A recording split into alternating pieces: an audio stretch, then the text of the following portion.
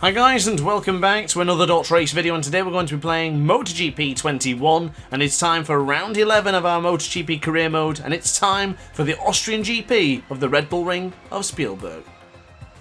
So in pole position is Oliveira with Vinales and Zarco on the front row, Quartararo, Bastianini and Martin on the second, Rins, Marquez, Grant, Bagnaia, Miller, Mir, Espargaro, Morbidelli, Nakagami, Rossi, Binder, Lecco, Savadori, Marini, Petrucci and Marquez at the back of the grid. So we look to the red lights and we will wait for them to disappear, and away we go. And I tell you what, that was a good jump off the line for the man on board the Aprilia, the world champion, diving to the left-hand side here, diving in front of Alex Rins as we now go on to the right-hand side as Maverick Vinales, Oliveira jostling for position for the whole shot. Someone's gone down behind us, but that doesn't matter to us. We are in the prime position to get in behind Miguel Oliveira and hopefully get past him going into the right-hand here as we just dive ahead of Miguel Oliveira. That was an aggressive move, I ever did see one, but we're desperate for that front position as Vinales has gone wide. We dive up in the inside. Grant has got the lead. 10 laps to go here in Red Bull Ring of Austria, and we already have the lead. Dropping it down into power setting 2. I don't want to be too frivolous when it comes to power setting 3. I'm always cautious. I'm always dead tentative of using too much fuel. So I tend to stay within 2 or maybe reduce it from 3 the second I get the opportunity. But what a start from 9th place to 1st in less than 3 corners. Brilliant job from Grant on board that Aprilia. That is exactly what a world champion has to do. So we now go on the left-hand side for turn 7. We haven't by any means got away from the 2 riders behind us.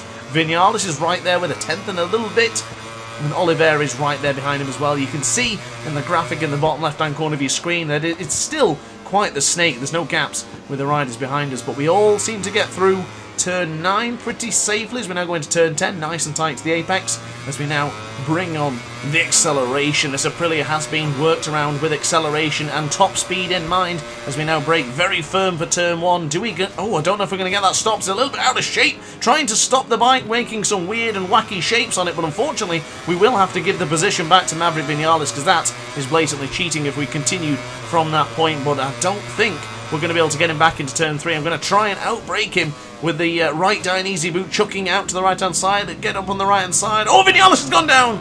Vinales has dropped the front. I don't think I touched him there. I don't think that was my fault. I'm pretty certain that Maverick Vinales got a little bit hot under the collar there, as he usually does, and dropped the front going into the 3rd corner here in the Red Bull Ring of Austria. So we do survive ourselves, but unfortunately Vinales has met his demise early in this Grand Prix, just 2 laps into this one. Maverick will be very miffed. Of course, Maverick on board the Yamaha has not got fond memories of being in this track. If you cast your mind back to this season when Maverick Vinales basically sacked himself from Yamaha.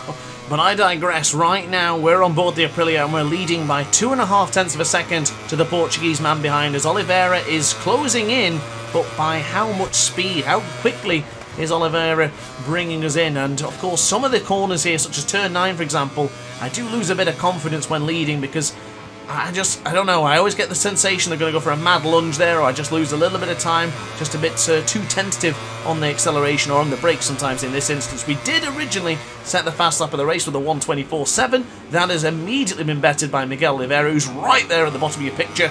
Miguel Oliveira, the fastest man on track with a 1:24.466. He is in striking range, less than a tenth of a second. Will he go for the move going into turn 3? It takes a very brave man to get the job done there. Is he going to make the lunge? He's certainly thinking about it. He pushes me wide. Aggressive move, and Miguel Oliveira dives up on the inside, and there is Johan Zarco, our biggest championship rival over the past couple of years, and there he is once again giving me the very, very tough time. So we might have to consider going back up to power setting 3 to regain the lead. But Miguel Oliveira in the leading position. And by the way, if I haven't said it already, Merry Christmas to those ones who are watching on Christmas Day. God bless you for spending your Christmas Day with me. But onto the left-hand side we go for turn 6. Oliveira still in the lead. Grant trailing behind by 2 tenths of a second.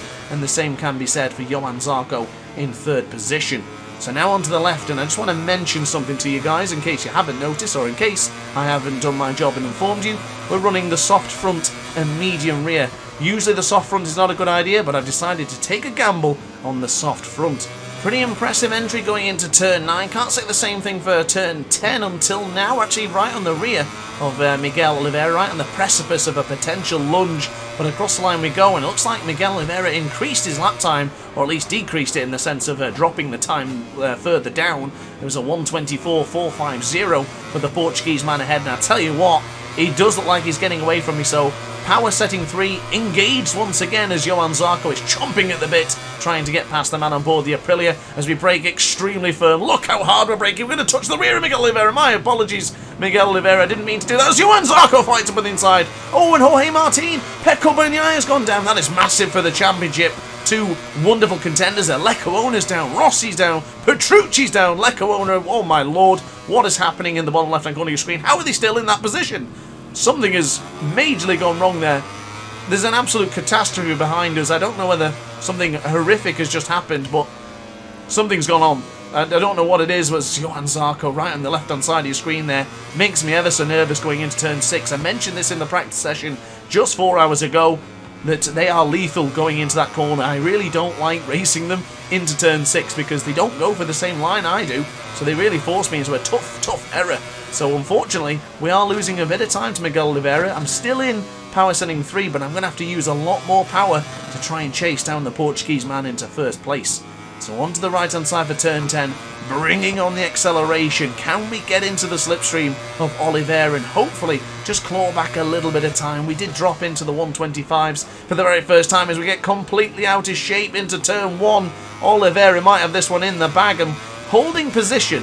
I'm happy to hold position there because I don't think I gained any time. If anything, I think I lost some. I'm not really that sure. Johann Zarco behind, still roughly the same gap, so I don't think there's going to be any calls of foul play on that one. If you're not happy with the result, let me know. As Jack Miller just cruising in the right-hand side of your screen there, not entirely sure what has happened to the Australian.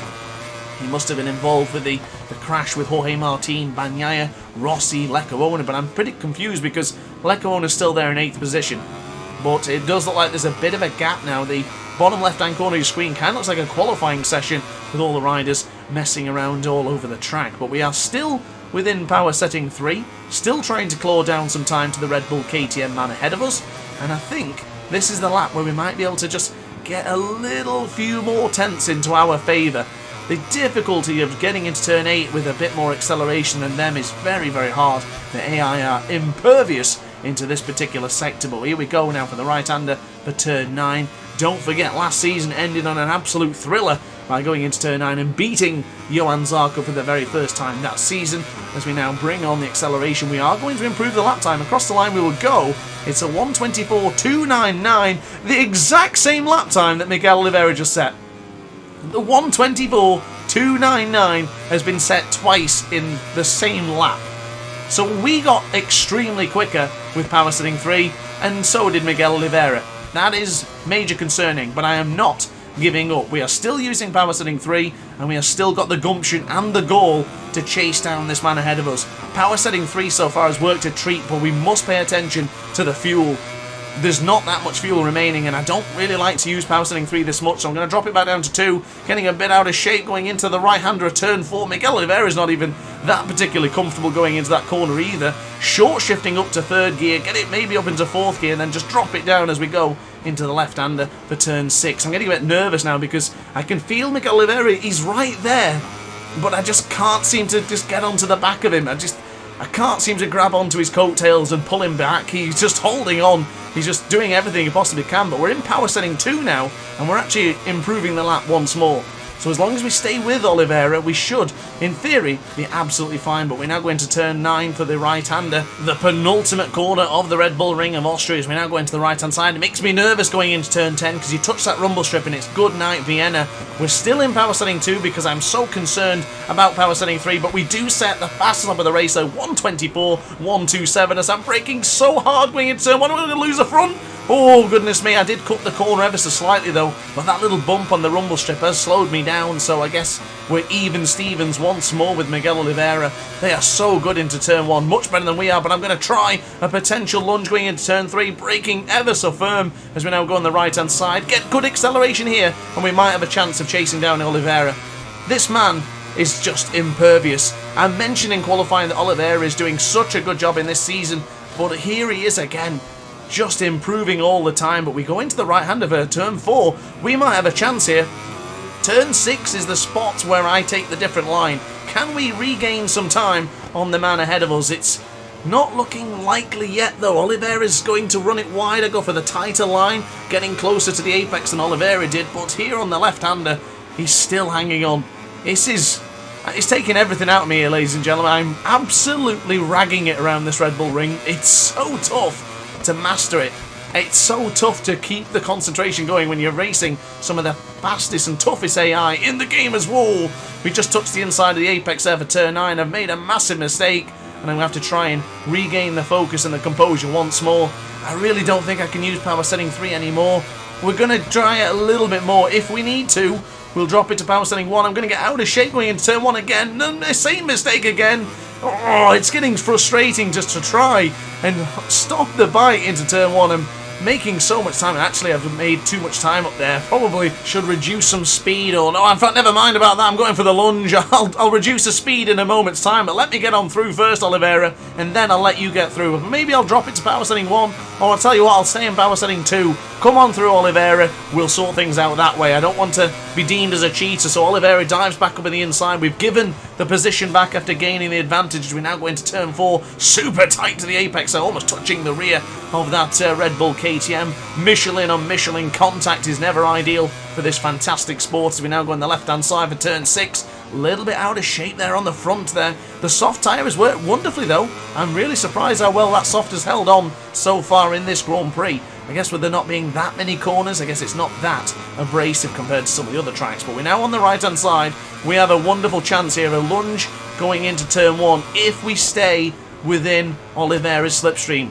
We cannot lose the slipstream going into turn 10, so we can continue to push this much. Oliveira just shaking the KTM as he goes into that corner. We have the slipstream. We're in power setting 2, but look at the state of that fuel, ladies and gentlemen. We do improve the lap time once more. Turn 1, is it beckoning DrAce to retake the lead? Do we get it? Into turn 1, we do. We don't touch the green. We don't make the mistake. We've got it. Turn 1, we have finally got the job done. Oliveira is 0.2 of a second behind. It's still game on. It's still anyone's game right now. And look at the state of that fuel. That is getting really concerning. Oh, we've run it wide as well. We made a massive mistake. A major hash going into turn 3. I'm getting to panic. Looking at the state of that fuel, I don't think I might have to drop it to power setting 1. As big Oliveira dives by the inside. Oliveira now retakes the lead. Going into the 4th corner. Grant goes for the tighter apex. Beautifully done. As Grant recovers really nicely there. I'm panicking. I don't know if we're going to have enough fuel for this. I may have just gone a little bit too much with power setting 3 here. As Oliveira tries to dive over the inside for turn 6, the Portuguese man has been denied. Once again, he's desperate for that position back though. As Oliveira touches the rear wheel, pushing me wide ever so slightly. I've made the decision. Power setting 1. We've dropped it. We've dropped it. We've dropped it to power setting 1. It's as simple as that. We can't be on minus 0.2 laps with 1 lap remaining. It has to be on 0 laps. Otherwise, we're not going to finish this Grand Prix. I really hope I've not just made an absolute terrible mistake. This could be the absolute heist of the century if we have made that mistake. And look at Johan Zarco. Every single time he just somehow claws his way back up to the top positions. We go into turn 1 pretty calm, pretty collected. We lost a little bit of time there touching the rumble strip. And we are now 1/10 of a second ahead of Zarco. Oh my goodness, it's less than half 1/10 of a second. We go very firm on the brakes, using so much rear brake. Zarco around the outside. You are not Pafuera, you are not Lorenzo. You will not make it around the outside into that corner. This is getting stressful. Oh my goodness. Power setting 1, and it's still on 0.1 laps. There's no way. I hope it survives. Oliveira up on the inside now for the right hand of a turn 4. Do we be able to get the cutback? Oh my goodness. What a beautiful move that was from Grant. That takes some balls that to get through. And we managed to get it done there. We're now going the left hand side. Defensive action. Zarco around the outside. The French Oliveira. Oh my goodness, it's going to be an absolute sandwich. Zarco to the right. Miguel Oliveira. Grant on board the Aprilia. Who's it going to be on the left hand side? Oh, a nudge. Oliveira's down. Oliveira's just dropped the front. I'm fighting back with Zarco. Oh my goodness, look at the fuel. Look at the state of the fuel, ladies and gentlemen. It can't even decide whether we got enough fuel for the rest of the race. We are holding firm for turn 9. Is this going to be the Christmas miracle? Will there be enough fuel as we bring on the acceleration? Please hang on. The Christmas miracle is going to happen. Oh my goodness, we done it. What an absolutely stressful finish to a fantastic Grand Prix. Grant wins, Zarco second, and Nea Bastianini takes the podium finish.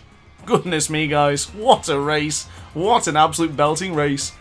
But as far as the championship goes, we did manage to take 5 points away from Johan Zarco. We won the race, of course, and Quartararo now up into third place, just 41 points behind, 46 for Mir, and 53 behind for Pecco Bagnaia.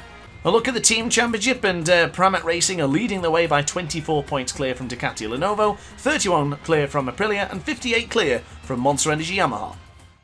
So ladies and gentlemen, quite possibly one of the best races I've ever had in MotoGP 21. That was absolutely wild. The fact that the fuel just barely hung on to the end there with power setting 1 was unbelievable. It's absolutely ridiculous. But guys and gals, I really hope you enjoyed that one as much as I did, because my hands were shaking. My throat is killing me from absolutely shouting at the microphone, but I have zero regrets. So I hope you guys enjoyed it. If you did, let me know in the comment section down below. I hope you have a wonderful Merry Christmas and you have a wonderful New Year celebrations as well. Of course, plenty more MotoGP 21 content and plenty more Ride 4 content as well if you're into that as well. So thanks for watching, guys, as always. Stay tuned for more DrAce content, and I will see you in the next video. Thanks for watching, guys, and ciao for now.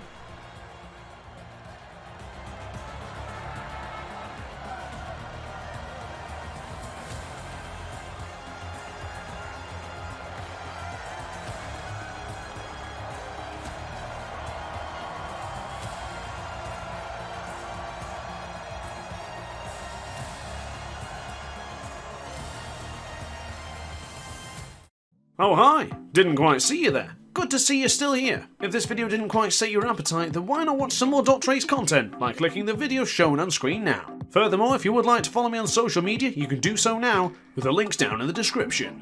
Consider subscribing so you don't miss a single DrAce video.